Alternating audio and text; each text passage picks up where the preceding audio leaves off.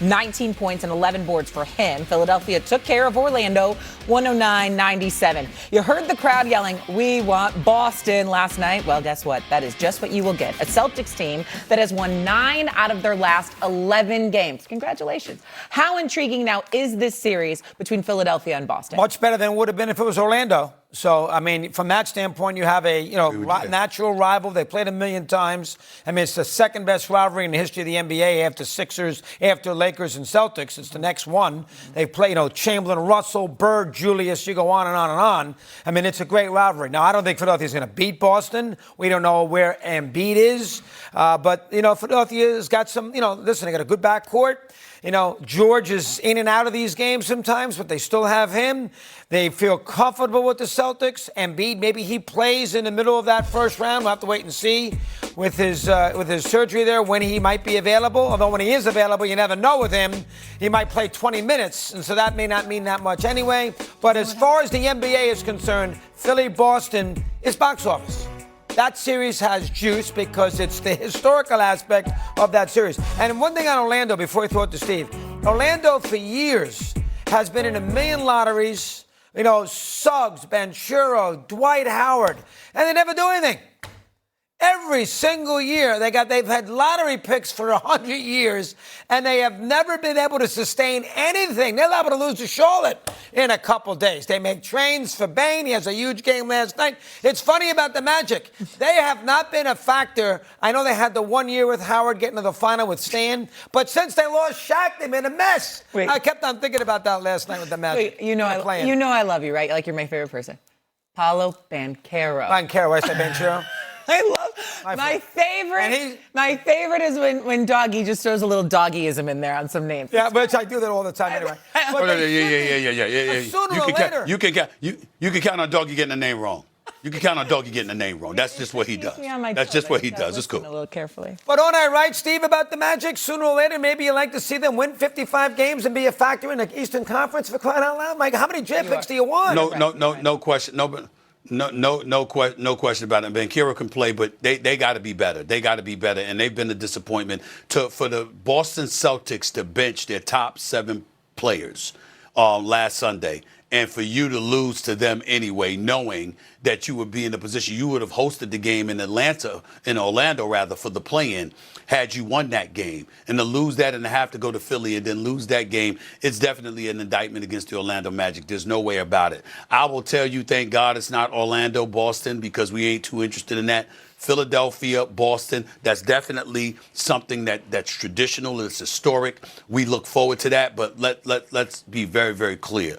Philly fans will regret saying we want Boston. You're not beating the Boston Celtics. And let's put this in perspective as well.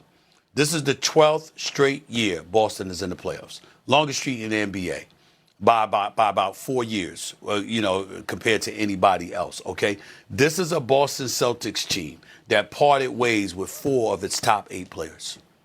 And they still finished as a number 2 seed. With Jason Tatum missing 62 games, they still ended up being a top 2 seed in the Eastern Conference with their secondary star in Jaylen Brown emerging as a league MVP candidate because Jason Tatum was out for those 62 games. That's the Boston Celtics team we're talking about. This is par for the course for them. They ain't worried. They ain't fazed. They are in the slightest by the Philadelphia 76ers. Tyrese Maxey is going to have to be spectacular in this series. VJ Edgecombe and Paul George is going to have to add some assistance because nobody thinks that Joel Embiid is going to be available because of the appendectomy or whatever the hell it was that he's going through. You have those issues. And Philadelphia is formidable and better offensively when Joel Embiid is in the lineup. If he's not expected to be in the lineup, if he's not going to be there, the task is even that much more daunting because they were going to beat Philly with Embiid on the court. So you damn sure know they ain't going to lose to Philly without Embiid on the court.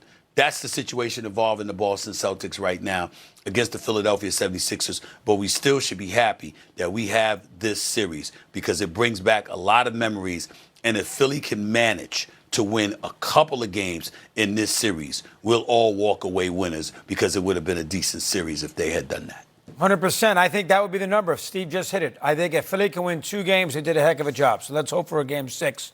down the road in that series. So Philly will have 3 days off, and then they could potentially have 8 days off for their first home game of this playoff series against the Celtics, who, by the way, have won 15 of their 22 playoff series against the 76ers. I shouldn't make fun of you with names. I butchered one yesterday. I'll tell you. Did. Right. All right, please. butchered one. Yes. Coming up here on First Take, two heavyweights heading into the NBA playoffs. What would be more impressive, an OKC repeat or Boston winning it all? Especially after what they've been through this season. Plus, after the break, Seth Rollins. He's only played in 60% of the regular season games, so he's missed 40%, and he's missed 30% of his playoff games, okay? They've lost 3 straight playoff series, that he has played in. He has signed as many contracts with the Clippers as he has won playoff series, which is 3, okay? He hasn't won a playoff series with the Clippers since 2021. And he's earned $226.6 million in salary since their last playoff series win. Keep in mind that by losing last night and missing the playoffs because they failed in the play-in, their pick is now going to be a lottery pick, which belongs to the Oklahoma City Thunder. Because this man, in coming to Los Angeles, what he said was, me coming to Los Angeles is not enough. I also want you to go and get Paul George. It wasn't like they were boys or something and bosom buddies and hung out together and knew each other so intimately. He decided he wanted that particular player, okay, who he had never played with before, and blackmailed the Los Angeles Clippers to get him by letting them know, if you don't pick me, I'm joining Anthony. I'm going to end up joining Anthony Davis and LeBron James in a Lakers uniform, knowing Steve Ballmer couldn't do that. So who did you give up? You didn't just give up a load of picks. You didn't just give up Danilo Gallinari. You gave up Shai Gilgeous-Alexander, the reigning league MVP, NBA Finals MVP, and NBA champion. You gave all of that up, not even for Kawhi Leonard. It was for Paul George, just because Kawhi Leonard wanted it. So everything that you look at with the Clippers and all the troubles that they have falls directly at the footsteps of Kawhi Leonard, who made demands, knowing he had the leverage, milked them for all the money he has milked them for, nearly $300 million, and has nothing but 3 playoff series wins to show for it. And oh, by the way, none of which have come in the last 5 years. That is the legacy of Kawhi Leonard in a Clippers uniform, and that is why Clippers Nation and basketball fans everywhere who know a thing or two about the Clippers are looking at it and saying, excuse me, this brother is doing extension. You better not give him another one. Let him go somewhere else. We know that he can help anybody because he's a superstar player on the court when available. But you never know when his availability is going to be there, and you damn sure know he ain't going to help market your franchise. All you got to rely upon is his greatness as a player, and that is compromised by an absence of availability tantamount to 40% of missed games during the regular season and 30% of missed games during the playoffs. I don't know about anybody else, but that ain't an investment I'm trying to make. I get it, Steve, but what do you want them to do? I mean, what's the solution? They play in a huge market. Move on. Well, Time. To get what player, Wait a minute. Wait. Who's coming Move on. to the Clippers? Listen, Doggy, what I'm trying to say to you is this. Based on the level of production, what you got to lose? He ain't going home. He ain't been home in the first. He ain't been in the playoffs twice. And he been out in the first round 3 of those 5 years. What you got to lose? It's been 5 years of futility. What you got to lose? Why not start new? Why not paint a new vision? If you're Steve Ballmer, if you're Lawrence Frank, and people like that, why not paint a new vision for the Los Angeles Clippers? Start anew, because you can do that with anybody. You don't need paying him an average of $41 million. You understand? To get the results you get, you can get those results from somebody at half the price. Why not?